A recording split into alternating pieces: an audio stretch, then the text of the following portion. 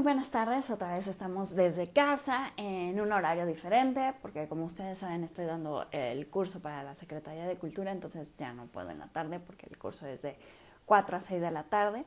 Y el día de hoy vamos a tener como un invitado muy especial que es Aldo Chaparro. Es un artista que lleva muchos años viviendo en México y que le ha tocado ver como las grandes transformaciones de la escena nacional. Y pues bueno, vamos a ver si avisamos que por acá andamos. Aldo.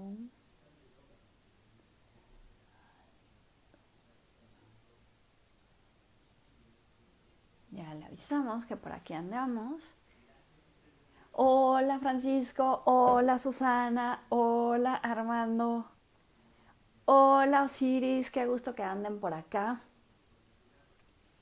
Y bueno, estamos esperando.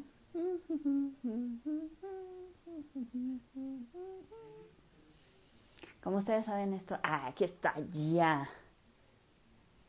Entonces le ponemos por acá y le ponemos.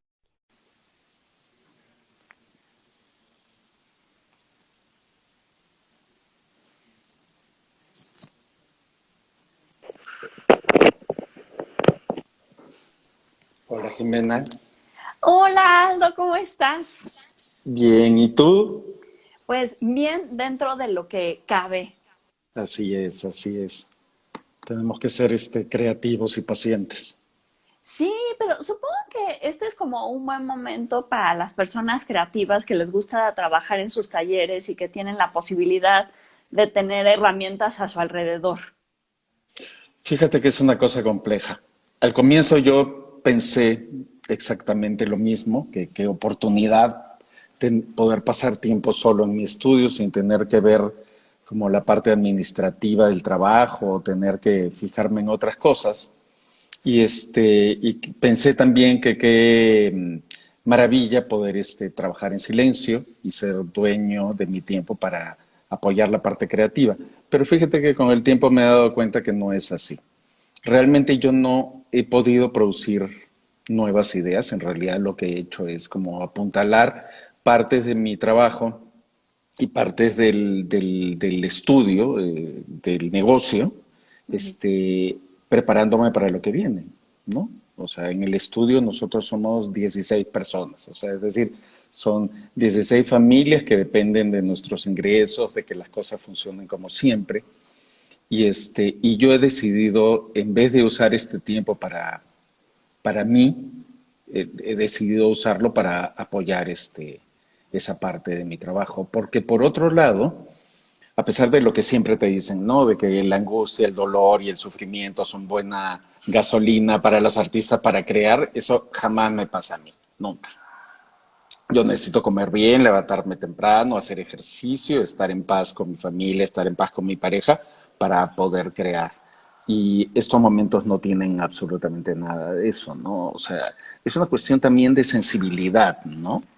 Este, no tengo la conexión conmigo mismo necesaria para poder ir a sacar de mí para generar una idea nueva, ¿no? Es un Qué, poco complicado. qué bueno que nos dices eso porque creo que estás tocando como dos puntos que es como muy importante, que casi siempre nos imaginamos, o sea, como que el estereotipo del artista es el artista solo, o sea, como que sí que le gusta estar con gente, pero cuando es el momento de la creación es como el artista solitario que necesita casi casi de su cuevita y de Ujú. que todas las cosas estén como muy cerradas. Y por el otro lado es que muchos artistas como tú tienen un equipo de trabajo muy grande que está con ustedes ayudándolos a llevar todas las ideas a cabo. Así es.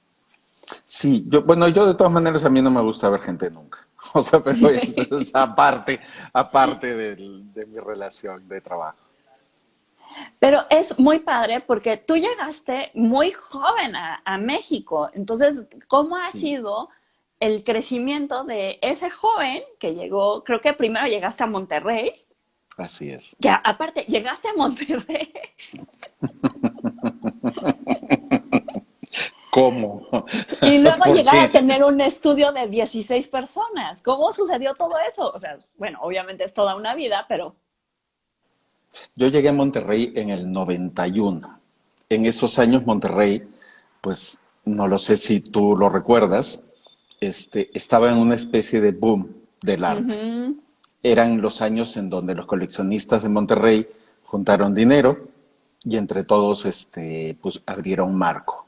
En esos años, Marco se había convertido en una especie de el lugar que agrupaba a una serie de intenciones que en los años anteriores habían sido muy dispersas. Existían. Mucha ujú. gente dice que en Monterrey no les gustaba el arte, que todos son unos burros y que nada más piensan en negocios. No es verdad. Desde hace mucho tiempo han habido muchas intenciones y muchos esfuerzos, pero desarticulados, ¿no? Marco fue la oportunidad para que todos trabajaran juntos, se abrió el museo y se empezaron a hacer colecciones tremendas. Básicamente de pintura, básicamente Ujú. pintura de los 90, figurativa, que tenía todas estas connotaciones sobre una visión nacionalista, local, ¿no? Todo esto sucedió, fue como una consecuencia de esta exposición que hubo en el Pompidou que se llamaba Les Magiciens de la Terre, Ujú. que era como una nueva conciencia sobre el otro, ¿no? Fue en esa exposición donde Julio Galán exhibió junto con artesanos de Oaxaca o de pronto artistas africanos que nunca se habían contemplado, que no se consideraban como artistas contemporáneos, esos límites entre artesanía y arte, ¿no? Ujú. Entonces, eso era lo que estaba rondando en el mundo, ¿no? Y eso fue lo que le interesó a Miguel Cervantes. Miguel fue el curador de la primera exposición de Maco que se llamaba Mito y Magia. Ujú. Mito y Magia era una revisión de esta noción del arte, de este entendimiento de la existencia del otro, en una visión americana. Se llama Mito y Magia en América. En esos años yo acababa de graduarme en Lima, estudié la carrera de escultura en la Universidad Católica de Lima y era muy amigo de un artista peruano que se llama Moico Yacar. En esos años Moico encajaba perfecto en el esquema este. Y la carrera de Moico empezó a detonar y un día me dice, oye, ¿por qué no vienes conmigo? Voy a ir estoy incluido en una exposición en Monterrey, vente conmigo para que conozcas. Me acuerdo haber ido a mi estudio y haberme dado cuenta que se trataba de Monterrey, México y no Monterrey, California. Pequeño Y detalle. dije, pequeño, una R. Y entonces, viajamos a Monterrey. Ah, fue una cosa, era un momento increíble. Había una especie como de efervescencia enloquecida. Por ejemplo, recuerdo que Diego Sada fue al estudio de, ¿cómo se llama? Este chico de Guadalajara. Bueno, llegó al ¿De estudio y este le dijo, Alejandro Colunga? Colunga era uno de los artistas importantes de Diego Sada, pero no, Carlos Rodal. Mm. Carlos Rodal. Este, la historia dice que llegó al estudio de Carlos y le dijo, ¿cuánto por todo tu estudio? Todo, papeles, esculturas, todo. Competían entre ellos, quién tenía el Colunga más grande, quién tenía el Julio más grande, sobre todo Julio, porque pues Julio era el artista local, ¿no? Y Julio hacía lo que les daba la gana con ellos, lo que quería. A uno les vendía, a otro no les vendía. Julio era un genio, manejando su promoción. Era una cosa que yo nunca he visto a nadie en el mundo hacerlo de esa forma tan particular y tan bien, ¿no? Por ejemplo, por decisión propia, había una señora muy importante en Monterrey, una gran coleccionista. Julio decidió que ni a ella ni a su competidora les iba a vender. Y entonces, pero todo era como parte de un plan, ¿no? Y un día, después de 2 años, la llama y les dice, ahora sí les voy a vender, vengan a mi casa. Pero ninguna sabía que se iba a encontrar con la otra. Y les puso un cuadro enfrente y se salió del cuadro. Entonces, estas dos señoras que estaban acostumbradas a que nunca les digan que no, tuvieron que pelear entre ellas mismas por comprar un cuadro de Hulk. En fin, ese era el escenario de esos años, divertidísimo, increíble, generoso. Villarreal, que por ejemplo generoso fue clave en mi carrera. Este, pues me invitaba a las cenas, a las fiestas y fue una época muy particular, ¿no? Vendí bastante bien. Digamos que una escultura mía en Lima costaba $1,000. En Monterrey, en ese escenario, pues inmediatamente subieron a $5,000. Ay, no, pues súper Entonces, bien. para un artista recién graduado, imagínate, yo tenía un estudio en Lima, ni siquiera regresé a Lima. Le hablé a mi papá y le dije, tira todo y cierra ese estudio y nos vemos pronto. Así pasé 9 años en Monterrey, ahí me casé, ahí nació una de mis hijas. El escenario artístico en Monterrey empezó a desaparecer porque, por una razón muy lógica, quienes apoyaron las cabezas detrás de todo esto eran algunas galerías del DF y las dos únicas galerías que había en Monterrey, que era Arte Actual y después de un tiempo Ramis Barquet. Arte Actual, más que Ramis, estaba muy enfocado en este tipo de arte, ¿no? Figurativo, sobre todo pintura, absolutamente nada conceptual, nada. Este, ya con los años probaron que incluso se trataba de una cosa de odio y de no solo de no entendimiento, ¿no? Y pues si tú a tus coleccionistas lo único que intentas es venderles, pues le vas a vender lo que tienes en tu bodega, ¿no? O sea, y eso fue lo que pasó. Los coleccionistas no estuvieron listos para dar el siguiente paso. Recuerdo cuando fue la primera exposición de Gabriel Orozco en Monterrey. Gabriel ya tenía un recorrido en el DF, pero realmente estaba empezando, y esta fue una exposición bien completa que hicieron en Marco. Y los coleccionistas llegaban y decían, porque los coleccionistas en Monterrey ya sabes cómo son, llegan a los museos a comprar, ¿no? O sea, ellos van a ver las exposiciones en los museos, pero la compran, ¿no? Entonces, ¿pero cómo? O sea, ¿por qué voy a pagar $25,000? Estaba baratísima. Una caja de zapatos vacía. Si yo con esos 25 compré una pintura de 3x2. Entonces, como los galeristas no cumplieron con su trabajo, que era educarlos, además de tratar de sacarles dinero, no estuvieron capacitados para dar el siguiente paso. Entonces, todas las colecciones en ese momento se detuvieron y los que compraban caballos regresaron a comprar caballos, los que compraban vinos regresaron a comprar vinos, los que compraban coches regresaron a comprar coches. Y el asunto se murió por completo. Hay casas llenas de pinturas de esa época que no pueden venderlas, no pueden lucirlas, no pueden presumirlas, no pueden hacer nada.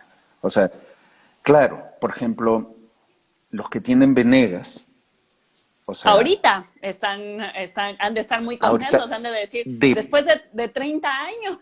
cómo pasó esto, ¿no?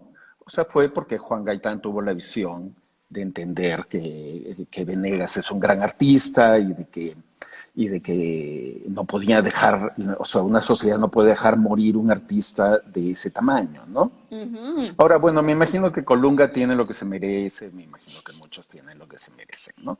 Pero, pero todas esas piezas están colgadas y no se pueden ni vender ni mover porque no es el momento. O sea, la galería, evidentemente todas las colecciones se renuevan, ¿no? Porque son un reflejo de los intereses del momento y de nuestro gusto.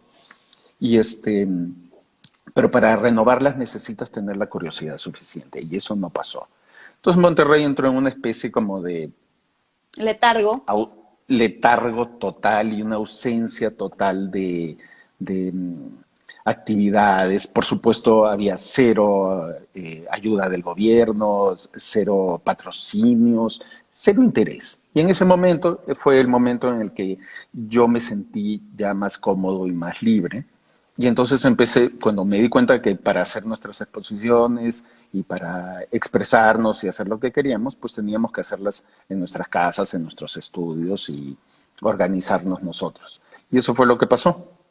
Yo en esos años daba clases en la Universidad de Monterrey, este, y pues tuve de alumnos a Mario García Torres, a José García Torres, a Eduardo López, a Benedetta Monteverde, a Célica. Célica fue mi alumna también.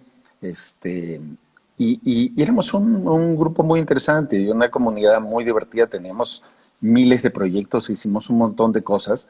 Este, Además, proyectos colaborativos, que era muy interesante, ¿no? Proyectos de colaboración entre disciplinas. O sea, nos obligamos a nosotros mismos, por la ausencia de otras alternativas, a, por ejemplo, músicos trabajar con escultores, escultores trabajar con ingenieros. Eran proyectos, fueron años muy, muy divertidos. Pero llegó un momento en que yo tenía que buscar por un mercado más amplio, ¿no? Pero como que casi toda esa generación emigró Toda, a la completamente. Ciudad de México. O sea, creo que hasta cierto grado eso fue como una pena, porque se quedó como un poco como huérfano Monterrey de esa parte como que era tan importante. Creo que hasta cierto grado Ramis Barquet trató de retomar las cuestiones conceptuales. Hasta hace apenas creo que 5 años seguía teniendo la galería, pero es complicado tener una galería en un sistema que es abiertamente hostil Así a es. una forma de entender el arte. Así es, así es. Bueno, Ramis empezó en Monterrey en realidad.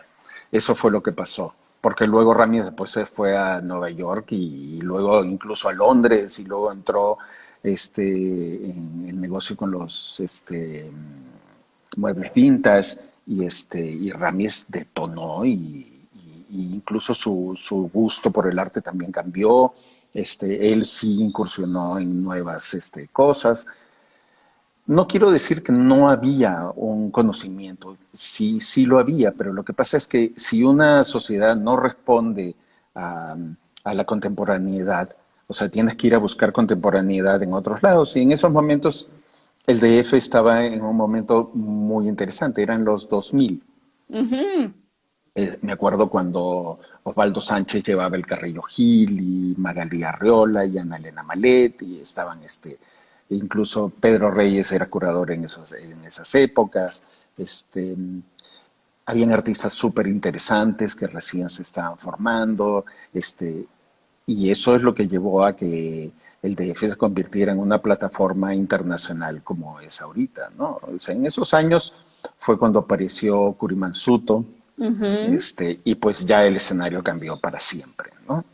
Y tú siempre has estado como muy metido en, por decirlo de alguna manera, en la salsa del momento, porque me acuerdo que en esa época, en los 2000, ustedes estaban trabajando en la revista Spot, que era Es como de las, celeste. Celeste, sí, que era de Ujú. las Sí, pocas Spot publicaciones, era la competencia. Bueno, ellos decían que eran la competencia. Era pero Enrique Rubio.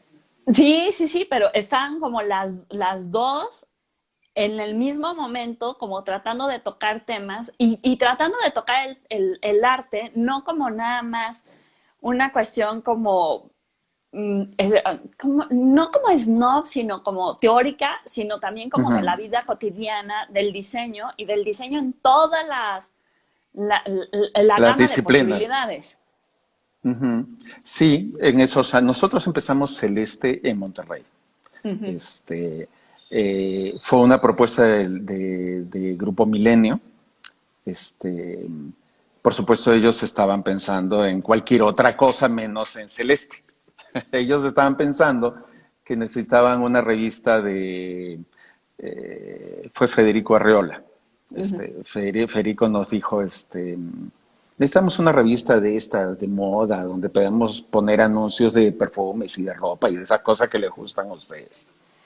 Pero nosotros diseñamos una revista, este, justamente sobre contemporaneidad, ¿no? Una revista que hiciera cruces entre diferentes disciplinas, ¿no? O sea, no una... En México había una revista de arte, había una revista de moda, había una revista de arquitectura, pero no había una revista que hablara un poco como de todo, que estuviera No, por encima o de sea, las disciplinas. Ujú. o sea, por ejemplo, la revista que era como la de arte era Saber Ver, Sí, que imagínate. era como de difusión, que yo me acuerdo cuando era niña era como muy divertido verla, porque era como una forma de acceder a las piezas de forma rápida Claro. y eso, pero era como ver el arte del siglo, o sea, como si hubiéramos vivido en otro siglo. No era, no decía Sí, nada de lo que, o sea, creo que los más contemporáneos eran como Chagall y Calder, sí, los que sí, sí, hacían, Picasso. Ahí pero moría. ahí, o sea, se murió Picasso y se acabó el arte. O sea, y ni Sí, siquiera pensar en Marcel Duchamp. sí, sí, O no, sea, era ese ni siquiera imposible, figuraba. imposible. Y sí, entonces había una revista que se llama Polyester, Ah, sí, que pero esa era como de, teórica. de Kurt Hollander. Ujú. Y nosotros lo que queríamos era como captar el espíritu del momento, ¿no? Y por otro lado, convocar a toda esta gente que nosotros estábamos en ese momento descubriendo y conociendo, y convocarlas todas en un solo medio este, propiciar una generación de artistas, que eso fue lo que realmente logramos, ¿no? Y es así como todo el mundo pasó por Celeste. Todo el mundo pasó por Celeste. Toda una generación completita. Luego Celeste se fue internacionalizando cada vez más. Llegamos en algún momento, llegamos a estar en casi todo el mundo en puntos de venta extraordinarios. Vendíamos Celeste en Colette, vendíamos Celeste en el Palais de Tokio, lo vendíamos en Los Ángeles, en Nueva York, en Madrid, en Sudamérica. Teníamos una distribución muy buena. Nunca fue realmente un negocio muy bueno, es la verdad. Nunca hubiéramos sobrevivido si no hubiéramos tenido un gran socio que era Jorge Vergara. Ujú. Cuando nos salimos, cuando Milenio fue lo de las Torres Gemelas y Milenio nos dijo, no hay espacio para estas cosas. Entonces compramos nuestras acciones y le vendimos una parte a Jorge Vergara. Pero Jorge nos las compró a condición de que nos encargáramos de otra publicación que él tenía, que era una publicación muy interesante que Jorge no había logrado imprimir. Tenía varios años en el primer número porque no le gustaba cómo la hacían. Ujú. Entonces sacamos su revista que se llama Wow, terrible nombre, nosotros no se lo pusimos, que era una revista como de diseño, música, moda, pero también como de opinión política joven y crítica. Contratamos a Jorge Lestrade, que fue un gran editor, y sacamos Wow, sacamos Celeste, y con el tiempo salió la hermanita chiquita de Celeste, que era Baby, Baby, Baby, que era como un Celeste, pero como para un gusto más joven. Fue un Ujú. proyecto de Chicle, de Alejandro Romero y de José García. Este, pero al mismo tiempo hacíamos la revista de salud de OmniLife, que era la gallina de los huevos de oro. Llegué a editar una revista de fútbol, yo no sé ni para dónde va una pelota. Eso sí quedó muy bonita, te puedo decir. Estéticamente era Este, muy bella. muy linda, pero lo de adentro no tenía idea qué pasaba. Hicimos una revista, incluso llegamos a hacer una revista de humor político. Teníamos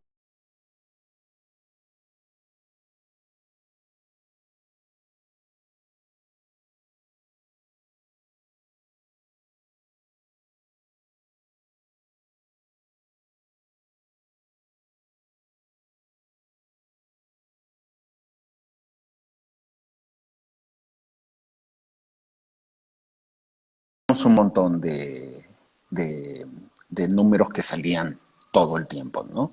Fueron varios años. Celeste cerró en el 2013.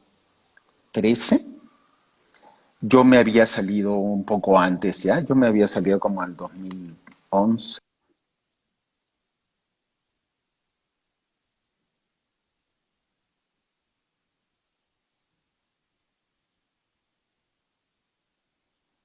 Mi trabajo como editor Sí, sí, sí, ya regresó. de todas esas revistas, pues aunque era muy parecido a un trabajo artístico, un trabajo de creación, en el fondo yo sentía que estaba un poco traicionando mi carrera como escultor. Este, Fue una decisión difícil porque pues yo ganaba un sueldo por cada revista que dirigía. Era un buen sueldo, este, pero yo un día llegué a mi casa y le dije, oigan, o me tengo que salir porque si no me voy a morir. Yo no nací para hacer esto. Me encanta mi trabajo, pero pues no es lo mío. Entonces, regresé a mi estudio sin sueldo a generar obra. Pero yo regresé, sí, dime, Jimena. No, porque estaba pensando, pero regresaste a tu estudio, pero ya traías como toda la parte de administración de una revista que podías aplicar para tu obra, pensando como en términos prácticos. Así es, el aprendizaje que yo tuve en el medio editorial fue gigantesco, o sea, y no puedo estar más agradecido, esa fue mi verdadera escuela, ¿no? O sea, allí fue cuando entendí lo que significaba generar un contenido de verdad, ¿no? Entendí lo que es un trabajo en colaboración, lo que es crear un proyecto a partir de múltiples ideas. Luego hice relaciones públicas, entendí lo que era administrar un negocio, que yo no tenía ni la menor idea de cómo se pagan impuestos, de cómo se pagan los sueldos, cómo se hacen más eficientes los recursos, lo que significa llevar una empresa, ¿no? En algún momento Celeste llegó a tener 200 y tantos empleados. Entonces, yo regresé con todo ese conocimiento a mi estudio y la verdad que estoy muy agradecido con esos años porque al poco tiempo, yo creo que no más de un año y medio, yo ya tenía un grupo de obra que si no me permitió llegar al mismo sueldo que tenía, a los mismos ingresos, al poco tiempo ya lo había superado. ¡Wow! Este, por eso pienso que aunque pases tiempo en otras disciplinas, en otras cosas, este, sigues aprendiendo de arte. O sea, es el mismo mecanismo. Porque, por ejemplo, mi trabajo, después de esa experiencia, mi trabajo se volvió más colaborativo. O sea, por ejemplo, trabajaba con otras disciplinas, yo mismo producía objetos que estaban en el límite entre lo funcional y lo artístico, este, eh, utilizaba, por ejemplo, mucha apropiación, que es lo que hacen las revistas, ¿no? La revista publica algo y pone el crédito, ¿no? Yo hacía lo mismo en mi trabajo, ¿no? Agarraba una pieza de Robert Indiana y evidentemente era una pieza de Robert Indiana y jugaba mucho con la apropiación, ¿no? Sin ocultar mis fuentes, ni mis recursos, ni tratando de patinarlos como hacen todos para que no se reconozca el origen de tu idea, ¿no? Sí, o sea, Este, como si fuera algo así como de que yo soy el único que lo ha visto y nadie más lo va sí, a reconocer. como si fuéramos tontos, ¿no? Como si no supiéramos nada de historia del arte, como si no conociéramos y no nos diéramos cuenta de cada una de los layers que le estás poniendo, no para enriquecer la obra, sino porque para ocultar el origen de la idea. No, no, nadie es tonto. La obra lo dice todo, para bien o para mal. Tal vez Totalmente.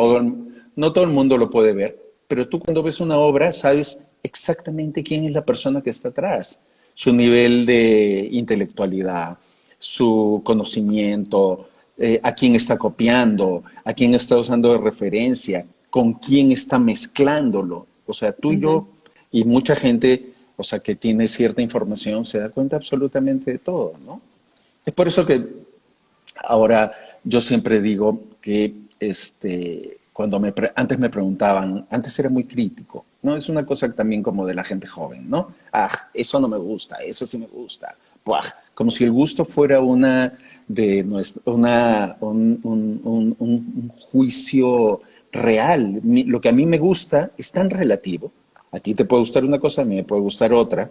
Depende de tantas circunstancias que no podemos fiarnos del gusto para juzgar algo. Y Es aparte el nuestra gusto primera, cambia. además cambia cada minuto, o sea, además no podemos fiarnos de él. Evidentemente es nuestra primera modo de aproximación al mundo exterior, ¿no? Es nuestra primera forma de clasificarlo de una forma más impulsiva, ¿no? Ujú. Esto sí, esto no, esto y esto lo otro, ¿no? Pero no podemos hacerle caso a nuestro gusto, porque no podemos apoyarnos en algo tan variable. Entonces, ahora yo, basado en lo que te dije antes, yo cuando veo una obra, ya no me importa si me gusta o no, lo que me importa es si puedo ver esa pureza y esa Ujú. honestidad en la obra. Entonces, si ese artista está reflejándose a él mismo, sin problemas, sin conflictos, de una manera espontánea, natural. Puede ser que el objeto sea terrible, pero esa obra ya me gusta. Y luego si ese artista encima vende, le puede dar de comer a su familia, puede darle de comer a su equipo, y tiene una vida sana y buena, pues bueno, la pieza es excelente, ¿no? Es una gran obra de arte, ¿no? Oye, pero en ese sentido, la otra vez estaba escuchando que comentabas que cuando tú empezaste a hacer escultura, era como una escuela en la que el, el material ya estaba dado y uno tenía que respetar como al material y no le podías incluir lo que tú le incluiste, que fue el color. Y que Era, era como era, una especie de osadía de cómo se te pero ocurría al fue material un, ponerle color. era un horror. Sí, estudié en una universidad súper prehistórica. Pero entendible porque los directores de la facultad era una escultora italiana que había migrado al Perú, una mujer increíble de la que aprendí muchísimo, Ana Macaño, y el otro era Adolfo Winternitz, que era un polaco judío que escapó durante la Segunda Guerra Mundial y llegando a Lima se convirtió al catolicismo. Y su trabajo era hacer vitrales, increíbles, vitrales maravillosos. Lima está lleno de vitrales de Vintermits. Pero tú te imaginas el nivel de conservador de ambos, ¿no? O sea, por ejemplo, la madera, pues nunca jamás se va a pintar. O sea, la madera, el mármol, el fierro son materiales primigenios, ¿no? Y deben ser respetados, ¿no? No se pueden alterar. Si tú quieres, lo único que puedes hacer es resaltar sus atributos, pero nunca esconderlos, taparlos, ¿no? Pero eso no quiere decir que en mi universidad no hubiera artistas increíbles. O sea, habían gente que rompía todas las reglas y hacían cosas increíbles con esto y lograban saltar a los maestros para ya conflictuarlos y hacer que ellos tuvieran que ponerse en sus zapatos, en los zapatos de sus alumnos y poder verlo desde otra óptica, ¿no? Pero sí eran épocas difíciles y yo también sufrí muchísimo, o sea, tenía maestros que me odiaban y que consideraban mi trabajo una mierda y que era imposible. Me acuerdo que una vez me mandaron una exposición que yo hice, mis maestros se juntaron y me mandaron a decir con una amiga, oye, dile a Aldo que eso no. Ese fue el mensaje. Eso Dile a no. Aldo, eso no. Dile a Aldo que eso no. Pero eso está increíble porque creo que tú perteneces a una generación que muchos les dijeron como de eso no, y ustedes llegaron y dijeron nos vale, lo seguimos haciendo, disfrutamos haciéndolo y ahora ya son parte de lo que es el mainstream, por decirlo de alguna manera. Bueno, incluso yo, mi propio trabajo, cada vez me vuelvo más conservador.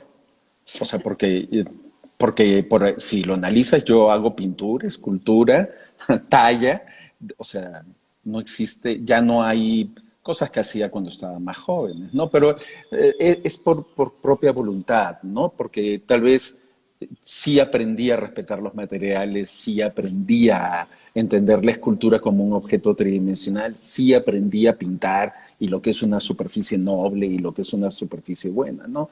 Al final de cuentas creo que sí terminé aprendiendo la lección. Pero en Lima, tú imagínate, Lima en los 80s, en medio de terrorismo, Sendero Ujú, Luminoso, teníamos Sendero Luminoso, Tupac Amaru, varios grupos ujú. terroristas.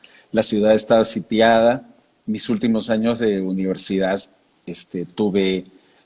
fue en toque de queda a las 11 de la noche, bombas en el centro de la ciudad, una guerra tremenda en provincia, y ese fue el escenario donde yo me gradué. Ujú. Era muy complejo, no existía ninguna forma de comunicarte con el resto del mundo. Tú imagínate vivir allá en el sur, perdido, donde cada vuelo, si te subías a un avión, era para no regresar. O sea, no existía el turismo. O Ujú. sea, tú te ibas y te ibas para siempre. Entonces, tú imagínate crear arte sin tener idea de lo que está sucediendo en el resto del mundo. Ujú. Era complejísimo. Yo me acuerdo mucho que en una tienda de Lima vendían Art Forum. Y era una cosa carísima. Me acuerdo Bueno, sigue incluso siendo que carísima. sigue siendo carísima, pero imagínate en Lima en esos años lo que costaba. Imagínate cómo sería que una vez me la regalaron de cumpleaños. Mi regalo fue un Art Forum. Y ese Art Forum, me acuerdo que lo llevé a la universidad y se perdió. Y después de varios meses regresó a mí, completamente destruida. Eso quiere decir que la deben haber visto 2000 personas. O sea, imagínate cómo era la falta de información. Una vez me mandaron de alguien que estaba de viaje, me mandó una postal donde venía una escultura de Baselitz. Justo yo Ujú. estaba empezando a trabajar en madera y y cuando vi la pieza de Baselitz, dije, esto es lo que yo entiendo, esto es lo que yo quiero. Imagínate que una postal fue la que tomó la decisión de qué era lo que iba a venir en mi carrera. Ujú. O sea, mi trabajo tuvo muchísima influencia de Baselitz por una postal que llegó a mí de casualidad. O sea, de verdad la necesidad de información de lo que pasaba en el mundo era grande. Y claro, Lima, o sea, por todo eso, Lima tenía su propia lógica, lógicas internas Ujú. que no corresponden con nada con el exterior. Entonces, habían estrellas, artistas que eran unas estrellas, que han sido estrellas durante muchos años en Lima, pero que nunca tuvieron una carrera en el exterior. O sea, por ejemplo, José Tola, que ya murió, que fue un gran artista. Hace unos años leí, primera exposición de José Tola en Nueva York. ¿Cómo? Un artista de casi 60 años, que una pieza suya en Lima cuesta $200,000, $150,000, nunca había exhibido en Nueva York. Nadie sabía quién era en el resto del mundo. Entonces, ya esas cosas se están terminando, ya todos esos dinosaurios nos vamos a morir pronto, y las nuevas generaciones pues ya están completamente conectadas con el planeta, ¿no? Completamente. Y de hecho, Lima es un gran escenario. Sí, de hecho, o sea, entre Art Lima, que justamente creo que se tendría que haber llevado como Ahora, por estas fechas, el Mali, que tuvo como así es, ha tenido como un resurgimiento increíble con Natalia Malú, increíble. Así y es, una serie de curadores, Miguel López, así Emilio es, sí, Tarazona, que han estado como trabajando mucho para que, y muchos así, artistas que también están como regresando a Lima. O sea, estoy pensando, por ejemplo, así es. en este Fernando Bryce, que ya Fernando, pasa como así es. una buena temporada allá. Sí, Fernando ya vive en Lima. Mucha gente que ha regresado, no es mi caso, yo no podría regresar en Lima, aunque tengo un estudio en Lima. Ujú. este, de hecho, ahora tengo una retrospectiva en Lima, no logré inaugurar. La exposición está montada en el INNA, Ujú. en el Instituto Cultural. Este, es una retrospectiva que trabajé con Max Hernández, el curador, que son 30 años de mi trabajo. Y el día que teníamos que inaugurarla, dieron la ley que no podían haber eventos públicos y no pude inaugurar mi exposición. Está cerrada, encerrada en el museo, Ah, esperando que abran las puertas para poder, para que la gente la pueda ir a ver. ujú. Sí, Pero, fue un asunto duro. pero también ha sido como el conocimiento del extranjero de Perú. Digo, hoy en día la comida peruana es como, Dios, qué cosa tan Sí, sí, más sí, sí. increíble. Sí, sí, sí, sí, sí. Sí, es una cosa maravillosa. Sí. Y siempre se comió rico en Lima, lo que pasa es que nadie lo sabía. Era como un secreto bien guardado, ¿no? Y parte porque Lima pues era un moridero, ¿no? O sea, nadie quería ir a Lima. Pero Oye, bueno, las cosas han cambiado mucho. y cuando llegaste a Monterrey, ¿no te tocó la época como violenta de Monterrey también?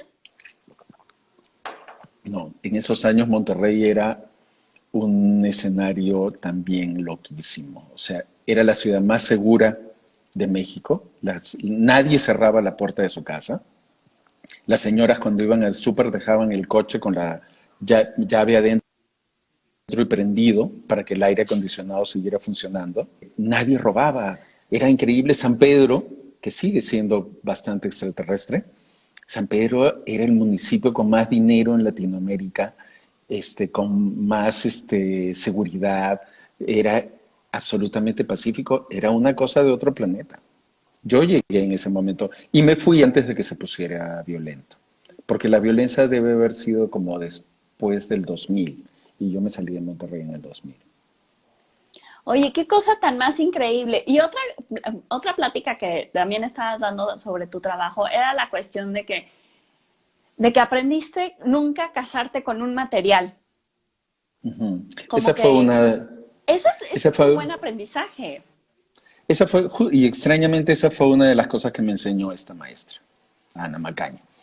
Increíble, ella un día se acercó y me vio, yo estaba tratando de soldar una pieza y me vio cómo se me caía y no lograba y ya estaba hasta encabronado. Y me dice, ven, vamos a conversar un rato. Y me dice, yo creo que cuando tú dominas un material, este, eh, cuando empiezas a dominarlo en realidad, son tus manos y tu cuerpo el que aprende a dominarlo. Es como manejar un coche, ¿no? Al comienzo eres Ujú. muy consciente y después de un tiempo ya ni te das cuenta cuando pusiste primera o segunda, ¿no? Es igual con tu conocimiento sobre los materiales. Y ella me decía que cuando tú dominas un material, lo que tienes que hacer es abandonarlo. Imagínate ese mensaje de una maestra, ¿no? Porque cuando tú dominas un material, lo que sigue inevitablemente es que tú quieras presumir lo que sabes hacer. Entonces eso te lleva, ella me decía que inevitablemente te llevaba a un amaneramiento. Tu cabeza está en otro lado, ¿no? Pensando en tus problemas y tus manos están tallando, dibujando, soldando, haciendo perfectamente y en automático lo que saben hacer.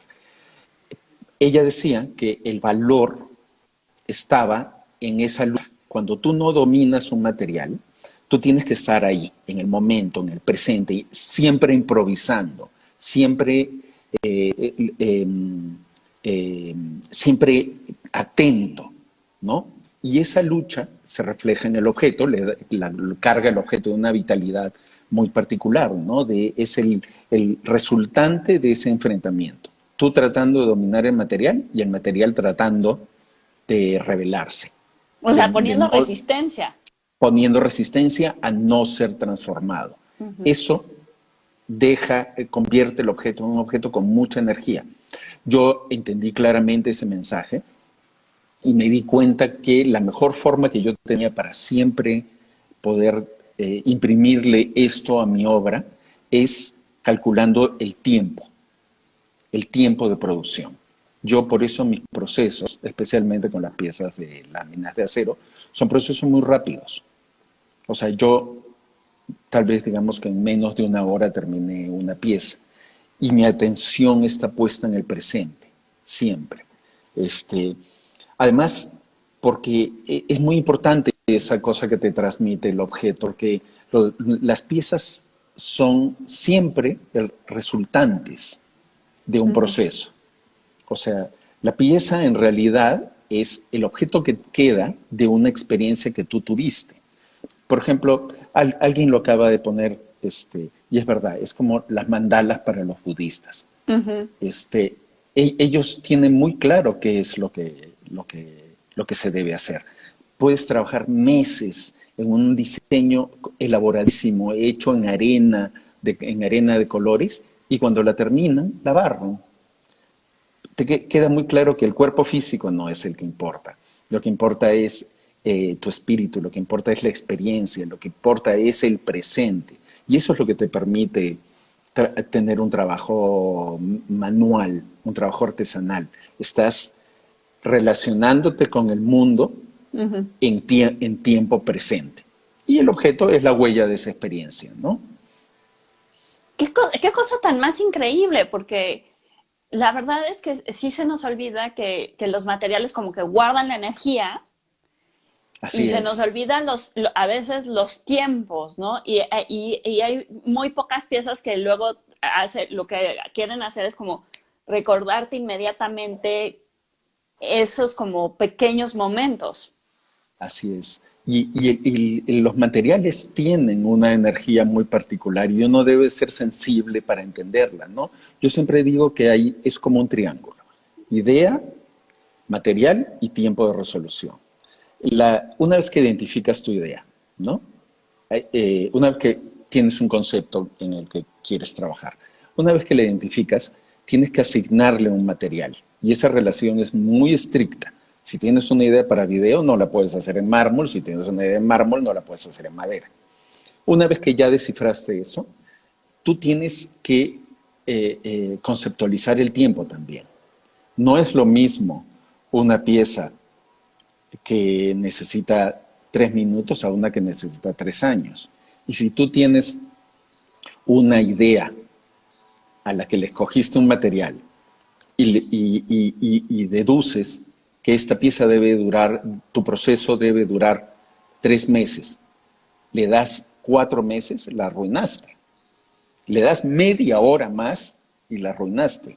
Es una relación, un triángulo, una relación muy precisa, ¿no? Muy, muy precisa. En ese sentido creo que es muy interesante porque tiene que ver como con una especie de cocina, ¿no? Que Así estábamos es, así es, platicando. Si tú así es. dejas el pastel de más, Sí, se sí, te un quema y tienes que minuto. estar como viendo ahí, como Así es, midiéndole y así como calculándole bien. Si se te pasa, así no es. sale. Y si lo sacas pronto, te queda Tampoco, crudo. exacto. La cocina, fíjate qué gran ejemplo es. Exactamente así. Sí. Oye, este alum Galvez nos está diciendo que cuando experimentarás con vidrio, ya queremos ver ese resultante.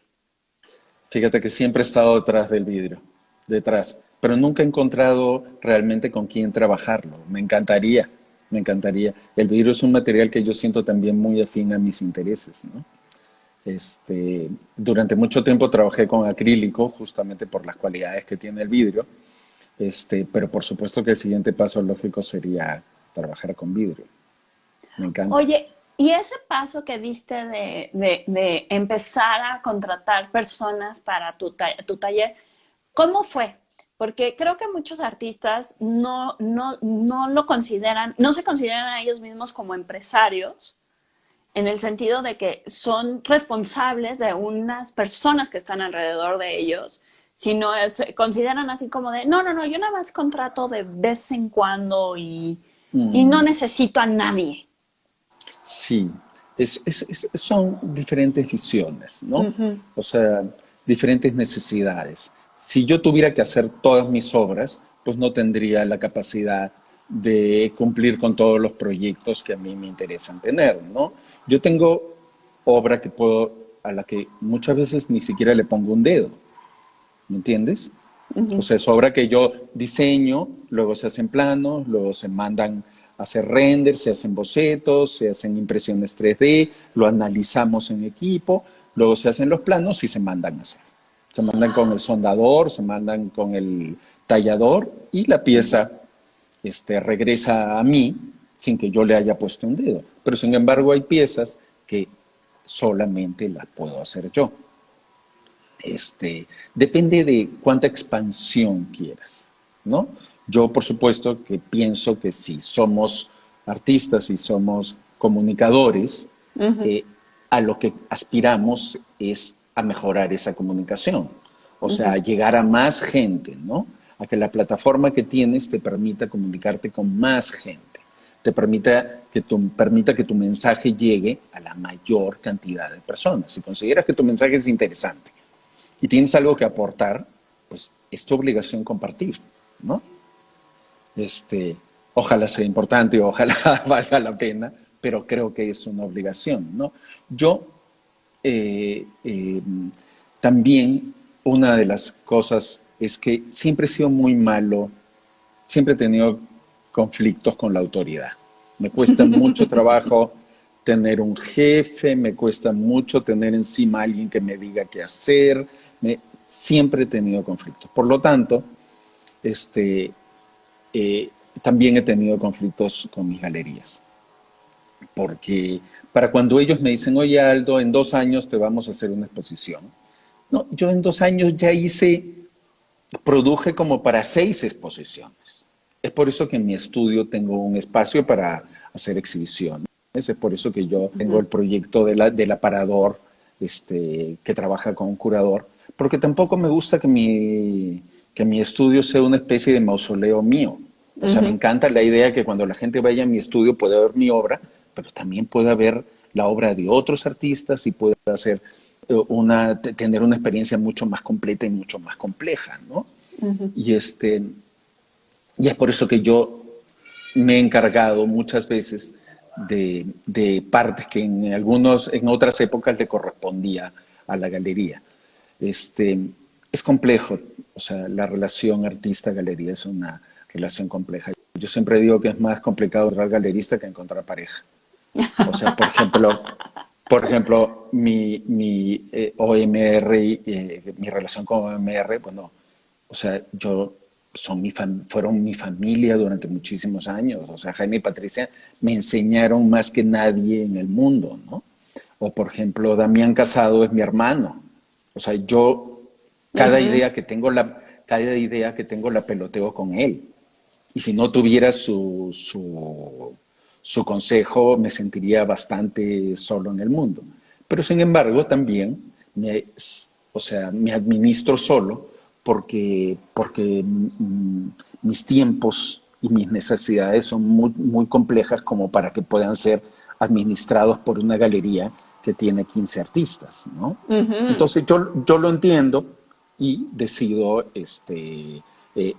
administrarme yo solo. Es por eso que yo nunca le pido un favor a nadie. O sea, yo no tengo a nadie, yo no voy con mi galería y le digo, oye, me haces un portafolio, oye, le escribes a fulanito.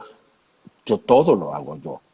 Yo llevo mis archivos, yo llevo mi documentación, mi fotografía, yo produzco mis cajas, mis embalajes, mis bases, mis piezas. Nunca pido dinero para producción, cosa que todo el mundo hace. No sé si yo estaré tonto, pero yo jamás le he pedido dinero a producción a nadie.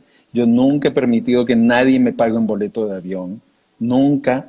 O sea, si me insisten, por supuesto, pero casi nunca Sí, pasa. claro, o sea, a cualquiera que le insistan, claro que acepta un boleto de avión, pero sí, sí entiendo perfectamente, porque lo que te permite es mucha libertad y mucha Así independencia es. y no tener esta clase de compromisos de querer como a fuerzas tener que producir a lo mejor una pieza que como tú dices, ahorita no es el tiempo y es de, no, no, no, la tienes que producir a fuerzas y tú así de, A no, ver, yo he tenido experiencias con una galería que trabajaba hace mucho tiempo, que el galerista me llamaba y me decía, Aldo, soñé con la pieza que tienes que hacer. Imagínate, vete al diablo, ¿no? O sea, ¿cómo? ¿Qué te pasa? sí, sí, sí, porque es muy diferente que lleguen y te digan, oye Aldo, soñé con una pieza que hacías que te quedaba increíble y que No, era no, esto y el no, otro, no. Al pero no rato te que mando los dibujos. Al rato te mando los dibujos, sí. eso está increíble. Y creo que aquí Gloria Cárdenas nos está diciendo que mucha de la ventaja es porque tienes los recursos, pero creo que tiene que ver también con la cuestión de la administración, que Sí, a ver. supiste administrar, o sea, tuviste la experiencia de la revista, sabes lo que significa cuando no pagas algo, entonces ya lo sabes aplicar a un taller.